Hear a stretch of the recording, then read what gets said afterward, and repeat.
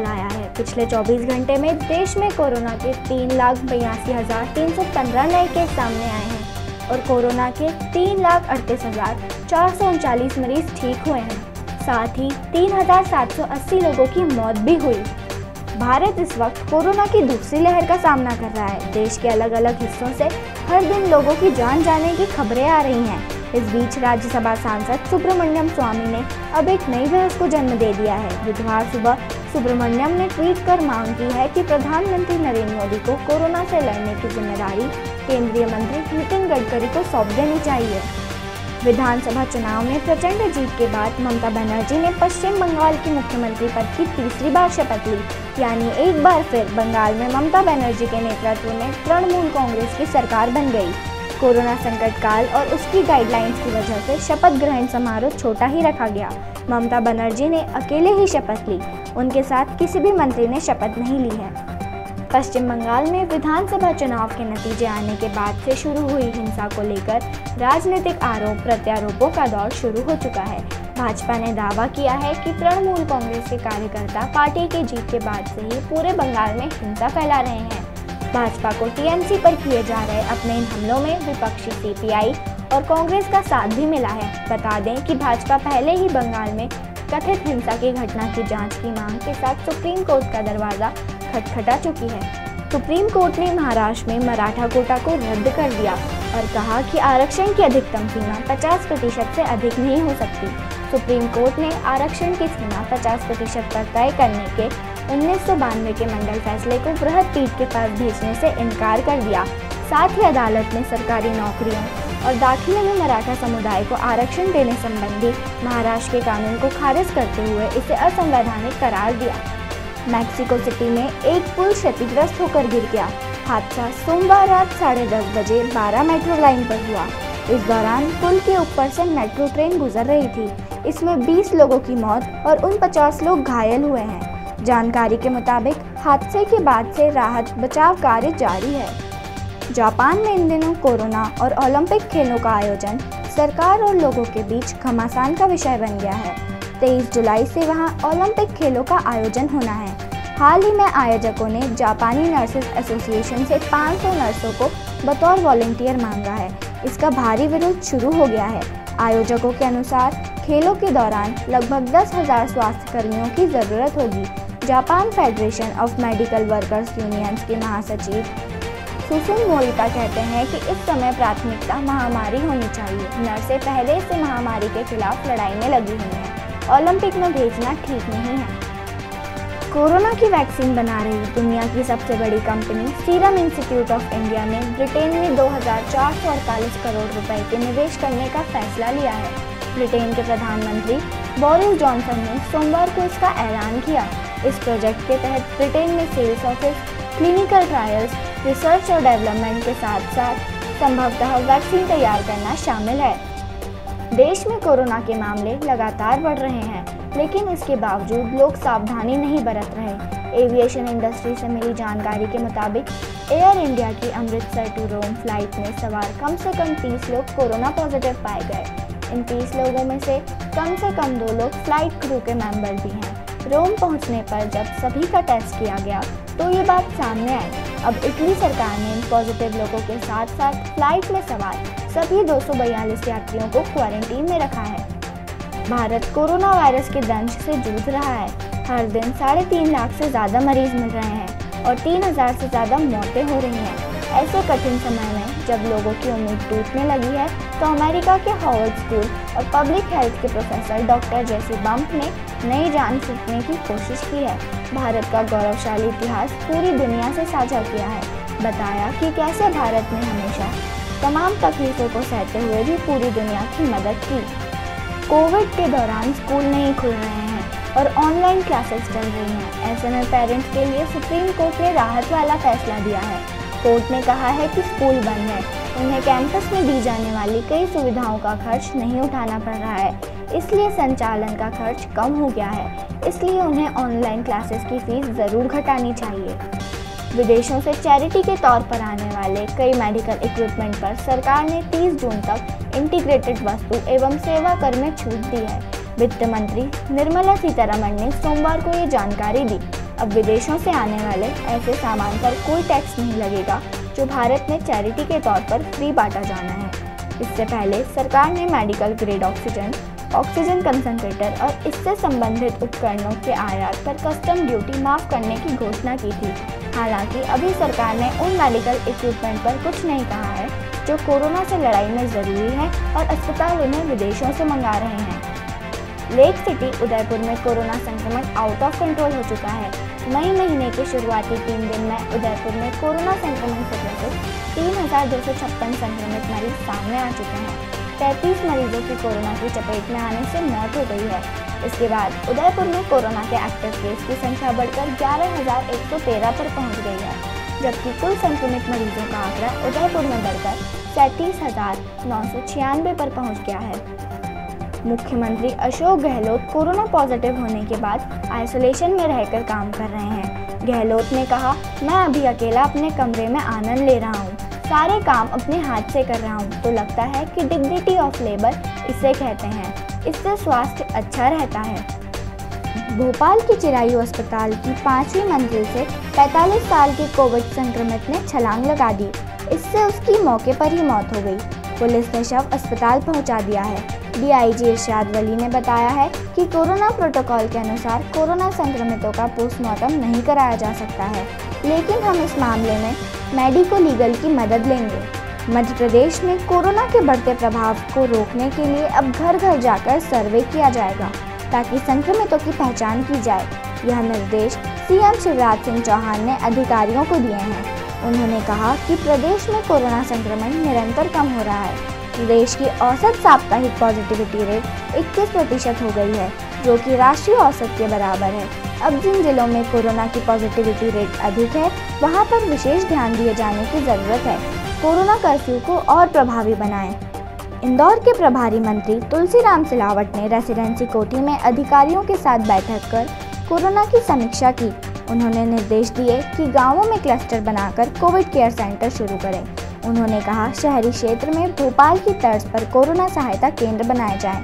ग्रामीण क्षेत्रों में पंचायत, स्कूल भवन, सामुदायिक भवनों में 10 बेड से बढ़ाकर 20 से 30 बेड का आइसोलेशन तैयार करने के निर्देश भी उन्होंने दिए।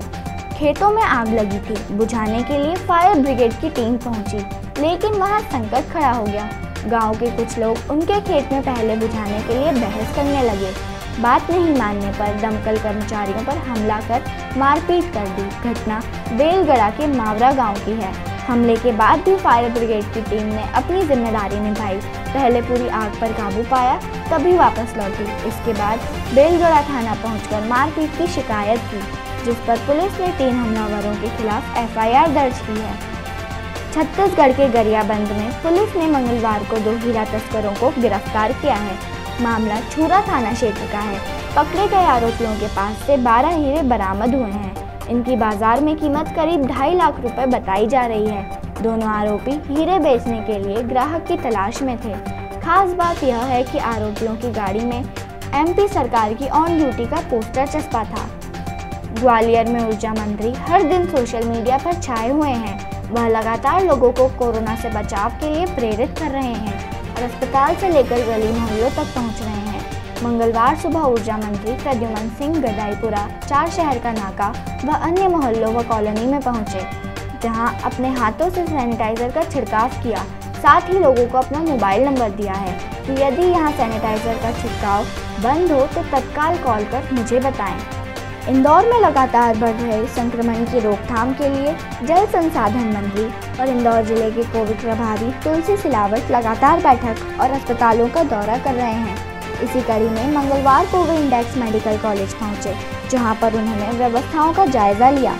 प्रबंधन से मिलकर उन्हें आवश्यक निर्देश दिए। मंत्री ने यहां न सिर्फ ऑक्सीजन प्लांट को देखा, बल्कि अस्पताल में मरीजों को मिलने वाले खाने को लेकर आने को कहा। उन्होंने उसे खाकर भी देखा।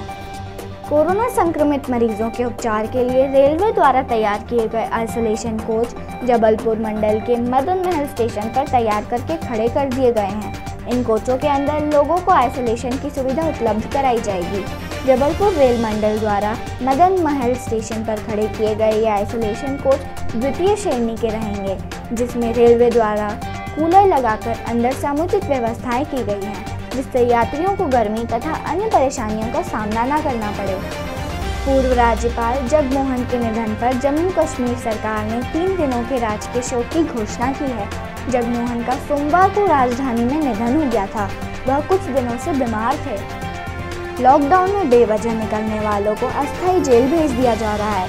इसके बावजूद चोर धड़ल्ले से रात में निकल रहे हैं। महीने भर से बंद दुकानों को निशाना बना रहे हैं। हनुमान ताल क्षेत्र में चोरों ने किराना दुकान की शटर का ताला तोड़कर ड्रॉज में रखी नकदी चुरा ले गए।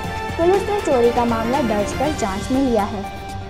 मुख्यमंत्री मनोहर लाल कोरोना महामारी के हालात का जायजा लेने के लिए सोमवार को फतेहाबाद पहुंचे।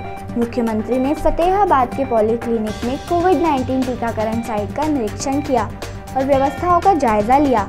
इसके बाद पुलिस लाइन प्रांगण में जिलाधिकारियों के साथ बैठक करते हुए मुख्यमंत्री ने जिले के अस्पतालों में ऑक्सीजन व बेड की उपलब्धता पर स्वास्थ्य विभाग के अधिकारियों से विस्तृत जानकारी लेते हुए उन्हें आवश्यक दिशा निर्देश दिए। कोरोना महामारी में एक तरफ जहां लोग अपने मरीजों की जान बचाने के लिए ऑक्सीजन गैस के लिए धक्के खा रहे हैं, तो वहीं जिले के भाजपा विधायक अपने पद का रौब दिखाकर कोठी पर ऑक्सीजन के सिलेंडर मंगवा रहे हैं। यह आरोप कांग्रेस के विधायक नीरज शर्मा ने सीएम को भेजी शिकायत में लगाया है। कोरोना संक्रमितों की लगातार हो रही मौत से जिला अस्पताल में सब कुछ गड़बड़ा रहा है। मौत होने के बाद परिजनों तक को उसकी सूचना नहीं दी जा रही है। ऐसी ही बड़ी लापरवाही सोमवार को उजागर हुई। सिविल अस्पताल के आइसोलेशन वार्ड में भर्ती कोरोना संक्रमित 70 वर्षीय महिला की 2 दिन पहले जान चली गई थी, लेकिन अस्पताल ने परिजनों को सूचना तक नहीं दी और शव को डीप फ्रीजर में रखकर छोड़ दिया। पीजीआई में कोरोना मरीजों पर काला पीलिया की दवा का ट्रायल शुरू हो गया है। कमेटी में शामिल चिकित्सकों ने 170 कोरोना मरीजों को काला पीलिया की दवा देना शुरू किया है। डीसीजीआई से दवा के क्लिनिकल परीक्षण की अनुमति मिलने के बाद अब चिकित्सकों ने मरीजों को दवा देने के बाद उन्हें 14 दिन के लिए होम आइसोलेशन के मॉनिटरिंग में रखा है। यह पूरा ट्रायल कोविड-19 के हरियाणा नोडल अधिकारी डॉक्टर ध्रुव चौधरी, पीसीसीएम विभाग के चिकित्सक doctor Pawan, doctor MC Gupta, doctor Savita के मॉनिटरिंग में किया जाएगा। उत्तर प्रदेश की राजधानी लखनऊ में कोविड-19 से बिगड़ते हालात के बीच मुख्यमंत्री योगी आदित्यनाथ ने मंगलवार को कैंसर अस्पताल का दौरा कर वहां मरीजों का हालचाल जाना।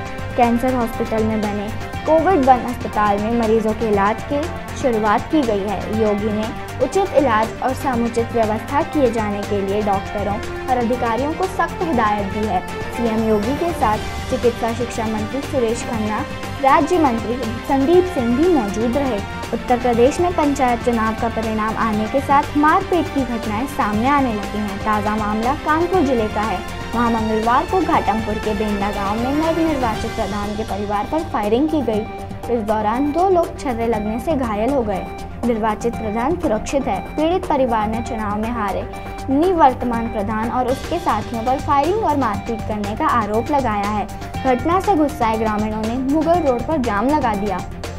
लॉकडाउन का लगातार विरोध करने वाले राहुल गांधी ने भी अब देश में कंप्लीट लॉकडाउन की मांग की है। हैरत की बात यह है कि 20 दिन पहले ही राहुल ने लॉकडाउन को तुगलकी कदम बताया था। राहुल ने बुधवार को ट्वीट कर ये बात कही कि अब लॉकडाउन ही एकमात्र विकल्प है। पश्चिम बंगाल में विधानसभा चुनाव खत्म हो चुके हैं। राज्य में हुए चुनावों के नतीजे भले ही सामने आ गए हों, लेकिन हिंसा की खबरें थमने का नाम नहीं ले रही हैं। भाजपा के सांसद प्रवीर साहिब सिंह वर्मा ने तृणमूल कांग्रेस पर हत्या व हिंसा का आरोप लगाया है। उनका कहना है कि चुनाव नतीजे आने के बाद टीएमसी के गुंडों ने भाजपा के कार्यकर्ताओं की पिटाई की। इसके अलावा सांसद ने चेतावनी देते हुए कहा कि टीएमसी यह ना भूले कि उन्हें दिल्ली भी आना है। शनिवार को महोबा के एक गांव में अरेंज मैरिज होनी थी। बारात पहुंचने से पहले दुल्हन को कहीं से भनक लगी कि दूल्हा उतना पढ़ा लिखा नहीं है जितना उसके बारे में बताया गया है। जब वरमाला का समय आया तो दुल्हन ने दूल्हे को 2 का पहाड़ा सुनाने को कहा। अचानक इस अजीब मांग को सुनकर दूल्हा चौंक गया। दोबारा जोर दिया तो दूल्हे ने पहाड़ा सुनाने की कोशिश की, लेकिन वह कई प्रयासों के बावजूद नहीं सुना पाया। इसके बाद दुल्हन ने उसके साथ शादी करने से इनकार कर दिया। बिहार में लगातार कोरोना संक्रमण के मरीजों में वृद्धि हो रही है। कोरोना की रफ्तार पर ब्रेक लगाने के लिए नीतीश सरकार ने राज्य में 15 मई तक के लिए लॉकडाउन लगा दिया है। इस दौरान जरूरी सेवाओं को छोड़कर अन्य सेवाएं बंद रहेंगी। बिहार के मुख्यमंत्री नीतीश कुमार ने ट्वीट कर इसकी जानकारी दी है। कोरोना की दूसरी लहर के दौरान कोरोना संक्रमण की चेन को तोड़ने के लिए केंद्र की मोदी सरकार ने एक बार फिर कमर कस ली है। जानकारी के मुताबिक इस बार सरकार पूरे देश में आने वाले दिनों के दौरान 21 दिनों के लिए एक दफा फिर लॉकडाउन लगा सकती है।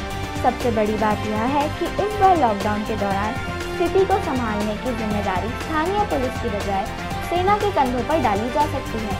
पूरे लॉकडाउन के दौरान सेना ही मोर्चा संभालेगी। इसके लिए सेना और अर्धसैनिक बलों को अलर्ट कर दिया गया है।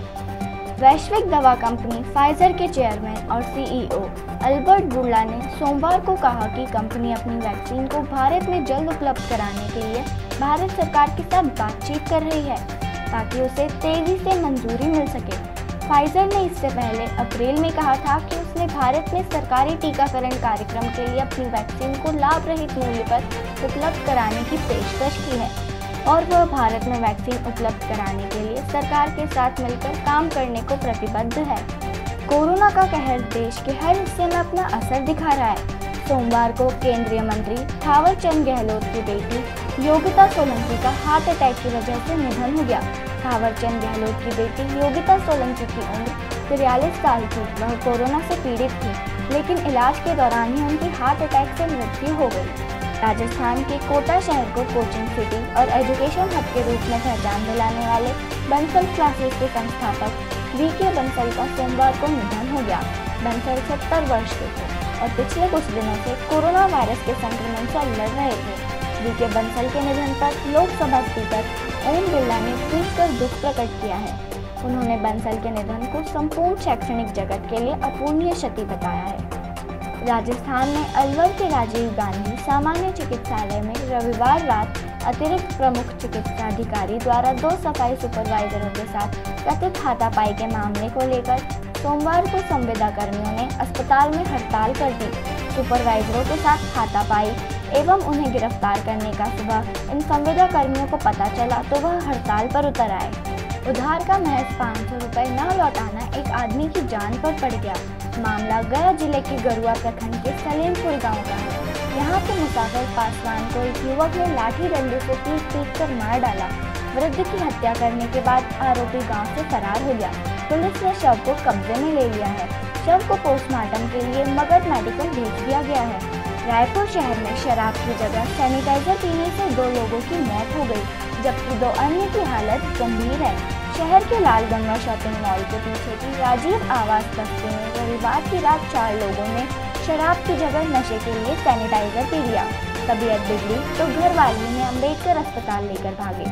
सोमवार की सुबह 2 लोगों की मौत की खबर सामने आई है। महामारी के इस काल में राज्य में सिर्फ 25 मेहमानों के साथ 2 घंटे के भीतर शादियों को निपटाने का नियम है। इसके बावजूद लोग बेपरवाह होकर धूमधाम से शादियां कर रहे हैं। ऐसा ही एक मामला हिल स्टेशन लोनावला से सामने आया है। यहाँ के ग्रैंड विस्वा होटल में रविवार को 100 से ज़्यादा लोग एक शादी समारोह में शामिल हुए और ज़्यादातर लोगों ने मास्क नहीं लगा रखा था। नगर निगम की टीम ने सोशल डिस्टेंसिंग का नियम तोड़ने पर होटल पर 50,000 रुपये और बारातियों पर 1,14,000 का फाइन लगाया है। जीटीबी और आरएमएल अस्पताल ने रामलीला अस्पताल में बनने वाली 500 बेडों वाली कोविड केयर सेंटर के लिए वैकेंसी निकाली है। तेजी से कोरोना के बढ़ते संक्रमण को देखते हुए कोरोना संक्रमितों के लिए दिल्ली सरकार रामलीला ग्राउंड में अस्थायी कोविड केयर सेंटर बनाएगा। यह एलएनजेपी और जेटीबी अस्पताल से अटैच किया जाएगा।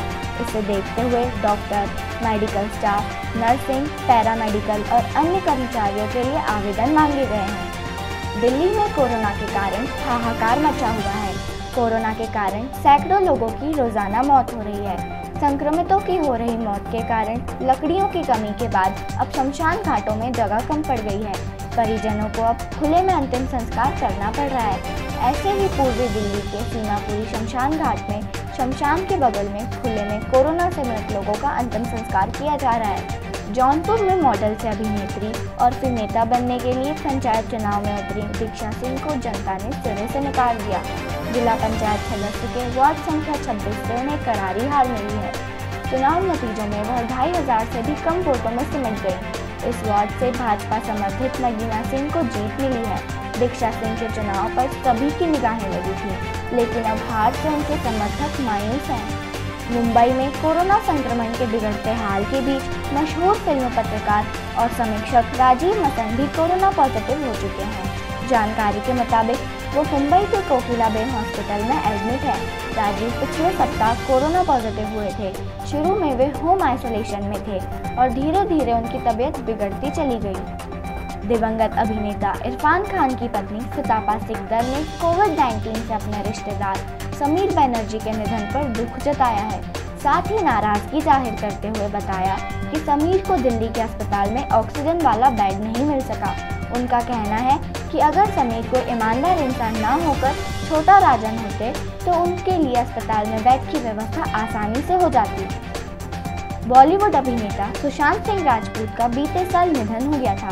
सुशांत सिंह राजपूत के फैंस हमेशा कुछ न कुछ ऐसा करते रहते हैं जिससे अभिनेता उनकी यादों में बने रहें। हाल ही में सुशांत सिंह राजपूत के फैंस ने दिवंगत अभिनेता के नाम पर कोविड महामारी के समय में लोगों की मदद की है, जिसके लिए उनकी बहन श्वेता सिंह कीर्ति ने सुशांत के फैंस का शुक्रिया अदा किया है। दक्षिण अफ्रीका के क्रिकेट निदेशक ग्रीम स्मिथ ने कहा कि देश का क्रिकेट बोर्ड खिलाड़ियों की मदद के लिए हमेशा तैयार रहता है, लेकिन यह फैसला क्रिकेटरों को करना है कि वह IPL 2021 में बने रहना चाहते हैं या नहीं। देश इस समय कोरोना वायरस की दूसरी लहर से जूझ रहा है। हर कोई इस संकट से लड़ने के लिए एकजुट है। अधिकतर शहरों में लॉकडाउन लगा दिया गया है। हालांकि बायो बबल में IPL के मैच अभी तक उसी जोश के साथ खेले जा रहे थे, मगर अब यह बायो बबल भी सुरक्षित नजर नहीं आ रहा है। कोरोना ने इस बायो बबल में घुसपैठ कर ली है और कोलकाता नाइट राइडर्स के 2 खिलाड़ी और चेन्नई सुपर किंग्स के सपोर्ट स्टाफ को अपनी चपेट में ले लिया है।